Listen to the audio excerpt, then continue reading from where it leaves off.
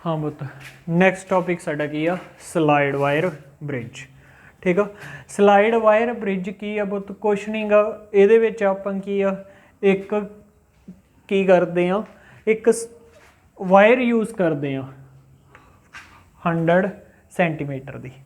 ठीक है, इस तरह एक वायर यूज़ करते हैं तो आपां नूं पता भी वायर की कुछ भी अपने कोले वायर की जिहड़ी लेंथ आ वो 100 सेंटीमीटर। आपां ये गल पढ़ी सी भी रजिस्टेंस डायरैक्टली प्रोपोर्शनल हुंदा लेंथ दे। ठीक है, मतलब रजिस्टेंस लेंथ के उत्ते डिपेंड करता हुंदा, मतलब ये वायर का कुछ ना कुछ रजिस्टेंस होगा। ठीक है, बस इसे दे रजिस्टेंस नूं असीं की आ जिहड़ा पिछले दे विच वीडस्टोन दे विच पी ते क्यू कीता सीगा, पी ते क्यू दो रजिस्टेंस लाए सी ना उपर पुत इस तरह करके एक इत्थे जे लाया सीगा है ना, ते एक अपने कोले इत्थे लाया सीगा ते नीचे लाया सी एक वेरीएबल रजिस्टेंस इस तरह।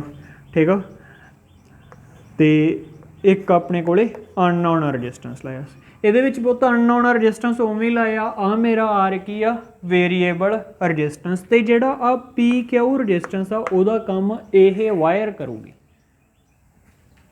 ਉਹਦਾ ਕੰਮ ਕੀ ਆ ਇਹ ਵਾਇਰ ਕਰੂਗੀ। ਇਹ ਕੀ ਆ ਇਹ ਵੀ ਆਪਣੇ ਕੋਲੇ ਕੀ ਆ ਵੀਡਸਟੋਨ ਬ੍ਰਿਜ ਦੇ ਪ੍ਰਿੰਸੀਪਲ ਦੇ ਬੇਸ ਤੇ ਹੀ ਕੰਮ ਕਰਦਾ। ਉਹਦਾ ਪ੍ਰਿੰਸੀਪਲ ਕੀ ਸੀਗਾ ਮੇਰੇ ਕੋਲੇ, ਉਹ ਕੀ ਆਂਦਾ ਸੀ ਵੀ ਪੀ ਬਾਏ ਕਿਊ ਉਹ ਇਕੁਅਲ ਹੁੰਦਾ ਆਰ ਬਾਏ ਐਕਸ ਦੇ। ठीक है, ये असी एक वायर लैने वायर 100 सेंटीमीटर की वायर नूं की कनैक्ट करते हैं एक अननोन रजिस्टेंस नाल, उहदे पैरलर दे विच कनैक्ट करते हैं, तो एक असी वेरीएबल रजिस्टेंस। ठीक है, तो उहदे विचालियों की है वो तो एक इत्थे कॉपर की असी स्ट्रिप लाउने आ। ठीक है जी, इहनूं कनैक्ट करने वास्ते, तो इहदे विचालियों की है एक कनैक्शन दिंने आ वायर का, वो वायर के उत्ते की असी आपदा गलवैनोमीटर लाने। ठीक है, इत्थे तो गलवैनोमीटर ये विचाले ऐ लग जाता सी, इत्थे की आ यही विचाले ये काम कर रहा। ठीक है, हुण की करांगे असी इस वायर के नाल की है बुत एक जौकी अटैच हुंदी है, इहनूं जौकी बोलिया जांदा। ठीक है, मीनस की आ ये जौकी इहदे उत्ते स्लाइड कीती है तां करके इहनूं स्लाइड वायर ब्रिज बोलिया जाऊगा। ठीक है, ਇਹਦੇ ਉੱਤੇ ਜੌਕੀ ਜਦੋਂ ਅਸੀਂ ਵਾਇਰ ਦੇ ਉੱਤੇ ਸਲਾਈਡ ਕਰਾਂਗੇ ਤੇ ਇੱਕ ਇਹੋ ਜਿਹਾ ਪੁਆਇੰਟ ਆਊਗਾ ਜਿੱਥੇ ਜਾ ਕੇ ਸਾਡਾ ਬ੍ਰਿਜ ਬੈਲੈਂਸ ਹੋ ਜਾਊਗਾ, ਕਿਉਂਕਿ ਹੁਣ ਅਸੀਂ ਕੀ ਆ ਪੀ ਕਿਊ ਦੀ ਵੈਲਿਊ ਠੀਕ ਆ ਚੇਂਜ ਕਰ ਰਹੇ ਹਾਂ। ਬਸ ਅਸੀਂ ਸੈਟਅਪ ਤਾਂ ਬਹੁਤ ਉਹੀ ਆ, ਬਸ ਥੋੜਾ ਜਿਹਾ ਚੇਂਜਸ ਕੀਤੇ ਆ। ਆਹ ਥੱਲੇ ਸਕੇਲ ਸਿਰਫ ਇਸ ਕੰਮ ਵਾਸਤੇ ਯੂਜ਼ ਕੀਤਾ। ਸਪੋਜ਼ ਕਰ ਲਓ ਮੇਰੀ ਕੀ ਆ ਇੱਥੇ ਜਾ ਕੇ ਜੌਕੀ ਜਿੱਥੇ ਇੱਥੇ ਖੜਾ ਲਈ ਮੈਂ, तो इत्थे मेरा गलवैनोमीटर दे विच डिफ्लैक्शन शो होनी होगी बंद, मीनस मेरा ब्रिज हो गया बैलेंस। ब्रिज हो गया बैलेंस तो मैं आ कंडीशन ला सकदा। ठीक है, ये इधरों तो लेंथ मान लो हैगी आ एल, तो फिर टोटल लेंथ 100 सी, आ कितनी हो जाऊगी 100 माइनस एल। ठीक है, आ मेरा की हो जू पी, तो आ मेरा की हो जाऊगा क्यू, क्योंकि आपां ये गल पढ़ चुके हैं बहुत रजिस्टेंस जिहड़ा वो directly proportional P directly proportional होगी एल दे, ते इस करके क्यू है जिहड़ा वो डायरैक्टली प्रोपोर्शनल होगा 100 माइनस एल दे। ठीक है, समझ लग गई। तो पी बाय क्यू, क्योंकि जो प्रोपोर्शनलिटी का साइन कटांगे इत्थे कॉन्सटेंट आऊगा, कोई ना कोई कॉन्सटेंट नाल कॉन्सटेंट तो कट्टिया जाऊगा, तो की आ जू एल बाय 100 माइनस एल। ये वैल्यू नूं इत्थे पुट करो तो मेरे को की आ गया आर बाय एक्स, वो कि इक्वल्स टू आ गया एल बाय 100 माइनस एल। ठीक है, एक्स की वैल्यू फाइंड आउट करनी है आप। ठीक है, आ इधर ले जाओ, आ उधर ले जाओ, की बन जाऊगा R is equals to 100 minus L by L into X. मीनस की आ इहदे नाल भी आपां इस ब्रिज नाल भी असीं की आ किसी ना किसी अननोन रजिस्टेंस की वैल्यू नूं फाइंड आउट कर सकते हैं। कुछ नहीं बहुत वीडस्टोन ब्रिज ही है, क्योंकि वीडस्टोन ब्रिज के बिहाव ते काम करता। ठीक है, ਉਹਦੇ ਵਿੱਚ जस्ट आपां की आ एक वायर यूज़ करते हैं, तो वो वायर के उत्ते इस तरह करके जौकी स्लाइड करते हैं, तो जिथे जाके की आ ਜਦੋਂ ਜੌਕੀ ਸਲਾਈਡ ਕਰਦੇ ਹਾਂ ਤਾਂ ਇੱਕ ਇਹੋ ਜਿਹੀ ਪੁਆਇੰਟ ਆਊਗਾ ਜਿੱਥੇ ਮੇਰਾ ਗਲਵੈਨੋਮੀਟਰ ਕੀ ਹੋ ਜਾਊਗਾ, बैलेंस हो जाऊगा। ये डिफलैक्शन शो होनी बंद हो जाऊगी। डिफलैक्शन शो होनी बंद होगी तो इट मीनस की आ इत्थों दी तां करंट आना ही हट गया। ठीक है, जो करंट जाऊगा जिवें इत्थों करंट गया, कुछ करंट इधर नूं जाऊगा, कुछ इधर नूं आई जाऊगा सारा। ठीक है, इत्थों आए तो इत्थों आए। ठीक है, समझ लग गई, क्लीयर। इहदे नाल की आ, इहदी इह फस्ट एप्लीकेशन भी आ। फस्ट एप्लीकेशन भी आपां की आ, जे आपां एप्लीकेशनस की गल करिए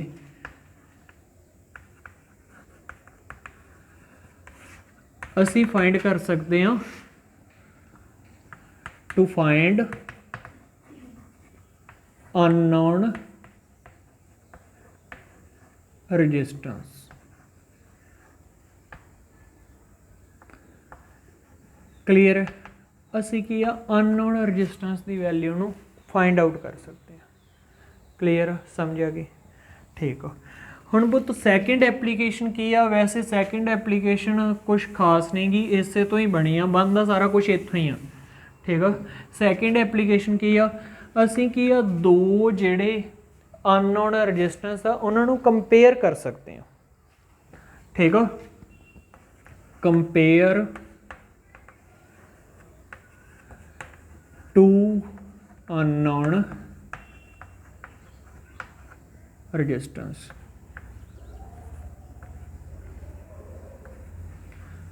किवें कंपेयर करेंगे? सपोज कर लो तो एक बारी इत्थे की आ एक्स मैं रजिस्टेंस लाता जिहदी वैल्यू मैनू नहीं पता, मैं इवें जौकी की आ स्लाइड करके देखी, वो जौकी की आ L1 लेंथ ते खड़ गई, नाम देता मैं L1, तो इधरली लेंथ की हो जू 100 माइनस L1, तो मेरे को एक्स की वैल्यू कितनी आ जाऊगी? जे हुणे ही देखा तो इत्थों तो वो की बन जाऊगी 100 minus L1 by L1 into R. ये वैल्यू कादी आ गई? एक्स की। ठीक है, सपोज कर लो सानू आ भी नहीं पता क्योंकि वेरी की वैल्यू नहीं पता। ठीक है, तो हुण आ वैल्यू नहीं पता तो सानू आ किसी हिसाब नाल नहीं पता लग सकती। चलो असी लेंथ तो मैजर कर लांगे, पर असी कंपैरिजन कर सकते हैं। कंपैरिजन किवें करांगे? इहदी वैल्यू नू नहीं पता तो इहदी वैल्यू फिक्स कर ली यार, कुछ भी हो सकती है। ठीक है, हुण असी की है इत्थे होर रजिस्टेंस लावांगे। मान लो वो रजिस्टेंस की मेरे को वैल्यू हैगी आ वाई। हुण पुत वाई रजिस्टेंस लाता तो मेरी जौकी दे विच कुछ ना कुछ डिफलैक्शन शो होगी, क्योंकि इहदी वैल्यू वध भी हो सकती है एक्स तो, इहदी वैल्यू घट भी हो सकती है। इत्थे तो बैलेंस एक्स वास्ते होया सी। हुण की है, मैं फिर जौकी नूं हिलाऊंगा, जौकी मेरी दोबारा हिली, वो किसी होर लेंथ ते जाके खड़ गई, उस लेंथ का नाम देता मैं L2। ठीक है, तो फिर उस लेंथ ते इधरले पासे की हो जू 100 माइनस L2, तो मेरे को वाई की वैल्यू की आ गई 100 minus L2 bye L2 bye are. तो जदों आप कंपैरिजन करना होवे इन्हां दोवां नूं की कर देंगे? डिवाइड। इन्हां नूं डिवाइड करांगे आर नाल, आर कैंसल। देखो भाई सानू कंपैरिजन दे विच वेरीएबल रजिस्टेंस की कितनी वैल्यू पर्टिकुलर आई। ठीक है, समझ लग गई, उहदा भी सानू लोड़ नहीं पई। ठीक है, वैसे ये रजिस्टेंस वैरी कराउणा ही नहीं हुंदा, क्योंकि वैरी तो इहदी वैल्यू ही करी जाती है। ठीक है, ये रजिस्टेंस अपने को फिक्स ही हुंदा इत्थे। ठीक है, उहदे विच वैरीएबल लाया सी, क्योंकि पुत इत्थों ही आप रजिस्टेंस नूं वैरी करा देंगे। ठीक है, तो इन्हां नूं की बन जाऊगा 100 minus L1 bye 100 minus L2, तो आ चीज़ उपर जाऊगी, आ चीज़ नीचे आ जाऊगी, L1 बाय आही आ जाऊगा। ठीक है, सानू L1 तो L2 की वैल्यू पता होगी। ठीक है, उत्थों असी उसका कंपैरिजन कर सकते। ठीक है जी, समझ आ गई। थर्ड एप्लीकेशन की है पुत्र?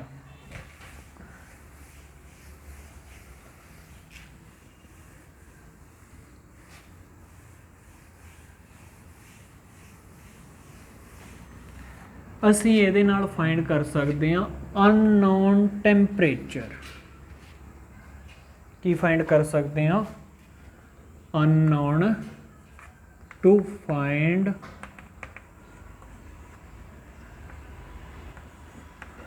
Unknown temperature. ਅਨਨੋਨ ਟੈਂਪਰੇਚਰ ਨੂੰ ਫਾइंड ਕਰਨ ਵਾਸਤੇ ਪੁੱਤ ਸਾਨੂੰ ਇੱਕ ਇਕੁਏਸ਼ਨ ਦੀ ਲੋੜ ਹੁੰਦੀ ਆ। ਸਾਡਾ ਰਜਿਸਟੈਂਸ ਟੈਂਪਰੇਚਰ ਨਾਲ ਕਿਵੇਂ ਵੈਰੀ ਕਰਦਾ ਹੁੰਦਾ, ਉਹ ਹੁੰਦੀ ਹੈ ਪੁੱਤ ਇੱਕ equation R is equals to R naught 1 plus alpha theta। R naught ਕੀ ਹੁੰਦਾ ਹੈ? R naught ਮੇਰੇ ਸਬਸਟੈਂਸ ਦਾ ਰਜਿਸਟੈਂਸ ਹੁੰਦਾ at 0 Kelvin ਟੈਂਪਰੇਚਰ ਦੇ ਉੱਤੇ। ਠੀਕ ਆ, ਸਮਝ ਲੱਗ ਗਈ? ਅਲਫਾ ਕੀ ਹੁੰਦਾ? Temperature coefficient. ਠੀਕ ਆ, ਅਲਫਾ ਕੀ ਹੁੰਦਾ? Temperature coefficient. ਇਹ ਵੈਲਿਊ ਬਹੁਤ ਫਿਕਸ ਹੁੰਦੀ ਆ ਸਬਸਟੈਂਸ ਟੂ ਸਬਸਟੈਂਸ ਵੈਰੀ ਕਰਨੀ। ਠੀਕ ਆ, ਕੌਨਸਟੈਂਟ ਹੀ ਹੁੰਦਾ ਇੱਕ ਹਿਸਾਬ ਦਾ। ਥੀਟਾ ਕੀ ਹੋਊਗਾ ਮੇਰੇ ਕੋਲੇ? ਥੀਟਾ ਮੇਰੇ ਕੋਲੇ ਕੀ ਹੁੰਦਾ? ਜਿਹੜਾ ਟੈਂਪਰੇਚਰ ਦੇ ਵਿੱਚ ਚੇਂਜ ਆਵੇ। ਠੀਕ ਆ, ਸਮਝ ਲੱਗ ਗਈ? Temperature change.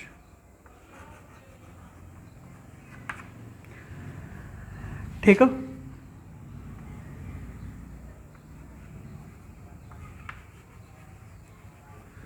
ਹੁਣ ਪੁੱਤਰ ਆਪਾਂ ਕੀ ਫਾइंड ਕਰਨਾ ਹੈਗਾ? ਰਜਿਸਟੈਂਸ। ठीक है, रजिस्टेंस किसी अननोन टैंपरेचर ते। आ मेरा आर की आ, आह की है पुत जो टैंपरेचर थीटा हो गया, कोई पर्टिकुलर वैल्यू आ गई। ठीक है, जो वो थीटा चेंज हो गया। ठीक है, किसी पर्टिकुलर टैंपरेचर ते सपोज कर लो पहला R नॉट तो 0 कैलविन ते सी। R जे मैं लिख लिया R 100 मतलब की है टैंपरेचर के 100 डिग्री चेंज आ गया। जे मैं लिख लिया R थीटा, थीटा मैनू पता नहीं कितना चेंज आया, पर की आ सानू रजिस्टेंस की वैल्यू पता होगी। ठीक है, किसी पर्टिकुलर टैंपरेचर के उत्ते रजिस्टेंस की वैल्यू पता होगी। ठीक है पुत्र।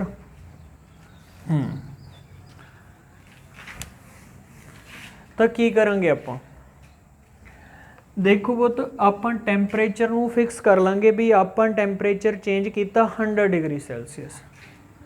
ਆਪਾਂ 100 डिग्री सैल्सीयस टैंपरेचर चेंज किया तो R नॉट तो फिक्स ही रहूगा। ठीक है, 1 प्लस अल्फा थीटा चेंज कितना आया टैंपरेचर के 100 डिग्री सैल्सीयस। इत्थे कितना आ गया? 100 डिग्री। ठीक है, समझ आ गई? इत्थों की है पुत अल्फा की वैल्यू कड्डो तो इत्थे करो पुट। ठीक है, समझ आ गई? अल्फा की वैल्यू जे कड्डी है तो मेरे को की आ जाऊगी, अंदर मल्टीप्लाई कर दो तो की आ जाऊगा R nought minus plus alpha R nought into 100। आ उधर जाके कादा हो जाऊगा minus the R 100 minus R nought by 100 into R nought. ये वैल्यू कादी आ गई? अल्फा दी। इत्थों मैं की कड्डूंगा इहदा टैंपरेचर कोफिशिएंट। ठीक है, हाँ जी। ये अल्फे की वैल्यू पुत्र कित्थे पुट कर दो इत्थे। ठीक है, तो मेरे को R थीटा की इक्वल्स टू आ गया R थीटा। R थीटा किसी टैंपरेचर किसी अननोन टैंपरेचर के उत्ते रजिस्टेंस जिहड़ा सानू पता होगा पुत इन्हां दी वैल्यू किसी पर्टिकुलर टैंपरेचर ते कि आ जू 1 प्लस अल्फे की वैल्यू की आई R 100 minus R nought by 100 into R nought के नाल की आ गया थीटा। ठीक है, जे मैं इनू अंदर मल्टीप्लाई करूँगा तो की है जो R थीटा की इक्वल्स टू आ गया R नॉट प्लस R नाल R इत्थे कट हो जाऊगा तो मेरे को की आ जाऊगा 100 माइनस R नॉट बाय 100। ठीक है, समझ आ गई।